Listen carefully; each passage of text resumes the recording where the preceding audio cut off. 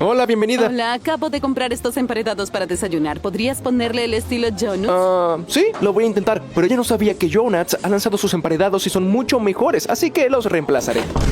Le voy a preparar mi favorito. Tomo una dona glaseada, la corto en dos, le agrego sirope, tocino, huevo y queso, lo tuesto y queda así. Ahora iré a dárselo al cliente, ¿ok? Toma tu emparedado de desayuno. Sí, gracias. Se ve delicioso. Pero, ¿por qué está mordido? Oh, se veía rico. Adiós.